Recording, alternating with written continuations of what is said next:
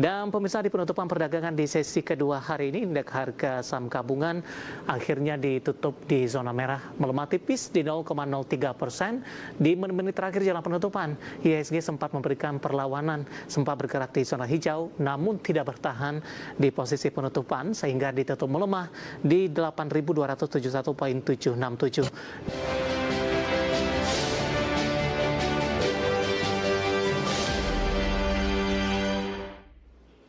Terima kasih untuk Anda yang masih bergabung bersama dengan kami, dan di segmen ini kita akan review jalannya perdagangan di sepanjang hari ini. Pemirsa, jelang libur akhir pekan indeks harga saham gabungan lebih cenderung tertekan, namun di menit-menit terakhir tampaknya indeks harga saham gabungan mencoba untuk berbalik ke zona hijau. Dan kami ingatkan kembali, Anda masih bisa berpartisipasi di WhatsApp interaktif di 0851 7810 4976 seperti yang tertera di layar televisi Anda nantinya. Dan saat ini kan sudah terhubung melalui Zoom bersama dengan Bapak Yosep Kabitua yang merupakan founder of Namorapan. Pak Yosep, selamat sore. Apa kabar, Pak? Selamat sore, Mas David. Kabar baik. Terima kasih Pak Yosep sudah meluangkan waktu di IDX Channel. Hari ini indeks harga saham gabungan kembali mengalami fluktuasi, Pak Yosep. Sempat menembus ke level 8.300-an, berbalik ke zona merah, kemudian di menit-menit terakhir mencoba untuk berjuang balik lagi ke zona hijau. Analisis Anda secara teknikal, Pak, pergerakan indeks harga saham gabungan hari ini dan hanya perdagangan pendek 3 hari di perdagangan di pekan ini. Sebenarnya untuk beberapa hari terakhir ini kan seperti Mas David bilang, ini short week ya, ini cuman 3 hari market. Dan volume transaksi juga sebenarnya nggak besar nih di beberapa hari terakhir. That's why untuk teman-teman yang mungkin belakangan ini cukup aktif di market, sepertinya agak kurang punya mainan nih, kayak gitu. Karena memang volumenya kecil banget. That's why kalau buat saya pribadi, untuk teman-teman yang memang view-nya jangka panjang, kita ngelihat untuk investasi jangka panjang, sebenarnya ini waktu yang oke nih untuk kita ngumpulin. Banyak faktor lah. Ini mungkin volume ini satu karena short week juga, kedua juga karena kita habis mengalami tekanan dari MSCI calls yang di beberapa waktu lalu itu sepertinya menimbulkan crash di IHSG. Banyak saham-saham yang istilahnya saham-saham konglo lah itu mengalami koreksi cukup dalam. Ini tentu menimbulkan trauma lah untuk sebagian investor. That's why untuk beberapa investor yang duitnya udah nyangkut di dalam jadi nggak bisa trading nih karena uangnya tersangkut. Jadi ada beberapa faktor, tapi salah satu faktornya ya itu short week dan habis crash kayak gitu. Itu lumrah terjadi penurunan volume. Aksi jual masih terus berlanjut tidak, Pak, di tengah menurunnya dari sisi volume tadi?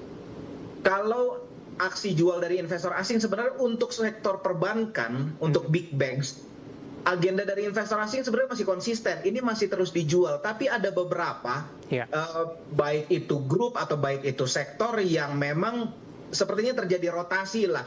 Istilahnya selera dari investor asing ini mulai bergeser dari yang tadinya memang punyanya ngumpulinnya itu banyak saham-saham dari sektor big banks. Ini mulai bergeser. Salah satu yang menarik itu adalah saham dari grup Merdeka, grup Alamtri.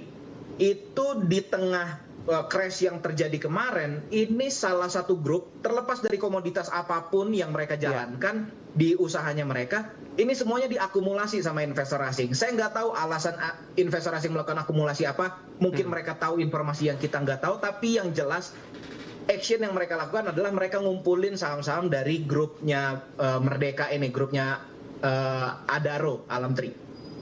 Baik, rotasinya dari satu konglo ke konglo yang lain, maksudnya begitu, Pak Yosep?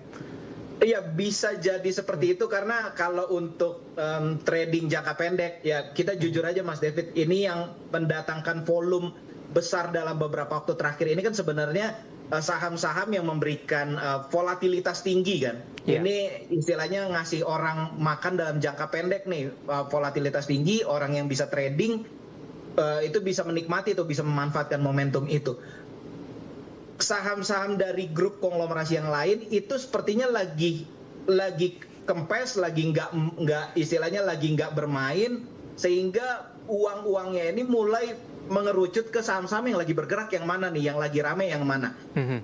Kalau misalnya kita ngelihat di kondisi sekarang, sebenarnya seperti di judulnya sendiri, ini grup Barito ini sepertinya memang lagi avoid dulu dari market. Mereka lagi menjauh dulu dari market. Kita lihat volume transaksi dari saham-sahamnya nggak ada yang gede, bahkan cenderung kurang menarik lah. That's why untuk trading jangka pendek sebaiknya hindari dulu nih grup Barito. Tapi kalau misalnya kita view-nya jangka panjang, ada beberapa kok saham-saham dari grup mereka yang memang punya istilahnya punya growth story yang bagus. Seperti itu. Jadi itu kurang lebih yang terjadi di after MSCI calls ini. Oke, bisa kita ulas Pak beberapa saham yang Anda katakan masih mempunyai peluang meskipun di perdagangan hari ini saham-saham grup Barito tampaknya tidak mengalami pergerakan signifikan terutama dari sisi penguatannya. Saham apa saja Pak dari analisis Anda ini? Dari grup Barito maksudnya? Iya. Oke. Kalau salah satu yang menarik itu menurut saya yang pertama itu dari leadersnya sendiri. Kalau misalnya kita lihat dari size yang paling besar ini kan brand sebenarnya ya. Hadir untuk ganjel untuk reboundin harga sahamnya kan. Itu kan kita baca juga, dan dari grupnya mereka sendiri juga mengatakan bahwa mereka siap buyback, mereka keluarin uang triliunan untuk buyback saham-sahamnya. Misalnya Chandra Asri itu keluar 2 triliun. Itu pakai broker HP 2 triliun dan maksimum level 10.000. Maksimum level 10.000 ini maksudnya selama harganya masih di bawah 10.000 mereka masih siap untuk melakukan buyback. Jadi ini kan sebenarnya jadi istilahnya jadi safety factor untuk investor asing. Oh ya ini dijaga nih. Betul. Saham-saham dari grup Barito tuh dijaga. Baik. Jadi kurang lebih seperti itu sih yang menarik di grup Barito. Ya, kalau kita bandingkan Pak dengan brand dan BBCA berasal dari sektor yang berbeda tentunya, grup usaha juga berbeda begitu. Tapi kalau dari sisi nilai kapitalisasi, brand dan BBCA menduduki peringkat pertama dan kedua. Nah, BBCA ini kelihatan sekali nilai kapitalisasinya sudah turun, sudah jauh di atas 1, sudah di 884. Sementara brand yang Anda katakan tadi dijaga. Nah, posisinya untuk kapitalisasi brand sampai sejauh ini masih berada di atas 1000-an Pak. Apakah ini juga catatan tersendiri dan sehingga ini mencerminkan juga dengan kondisi yang Anda sampaikan tadi? Iya, untuk BCA sendiri kan sebenarnya kalau kita lihat dari grupnya sendiri, memang secara bisnis, istilahnya secara buku ini udah lebih masuk hitungan lah. Kalau brand jelas nggak masuk hitungan, cuman kalau misalnya kita ngelihat bahwa ini dijaga sama bisnis ownernya, sama pengendalinya ikut turun tangan dalam menjaga harga saham, itu kan memberikan safety factor.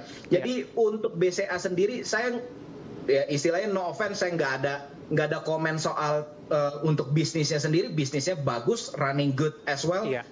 Tapi memang harga sahamnya ini karena mayoritas sahamnya ini udah didominasi sama investor asing. Kalau investor asing lagi menarik duit ya kurang nih powernya untuk bawa harga BCA. Istilahnya kalau mereka punya target 1.000 triliun, itu target yang mereka serahkan ke orang lain. Tolong diapresiasi sampai di atas 1.000 triliun market cap-nya. Sedangkan brand kan punya istilahnya kalau kita pakai tolak ukur sekarang, mereka punya kendalinya sendiri untuk mencapai harga, untuk mencapai kapitalisasi 1.000 triliun.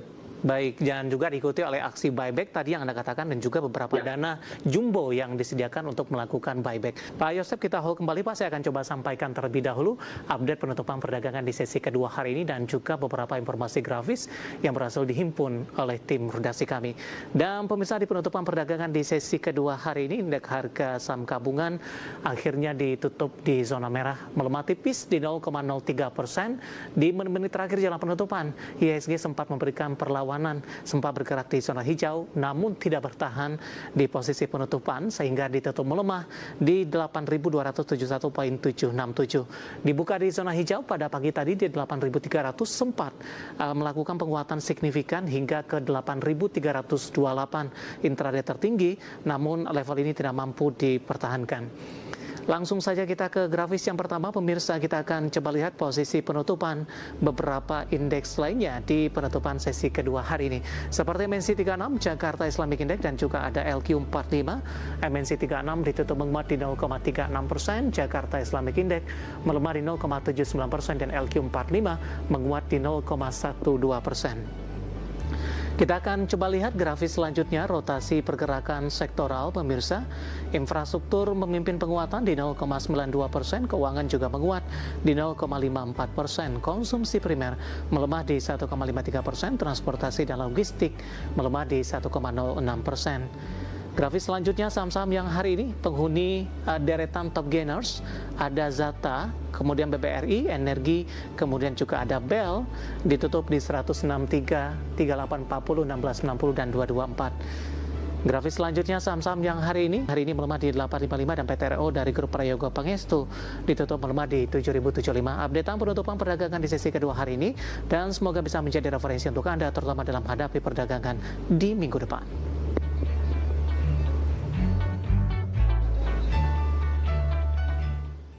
Kita akan jeda kembali dan tetap di tempat Anda. Setelah ini kita akan coba ulas beberapa pertanyaan masuk di WhatsApp interaktif.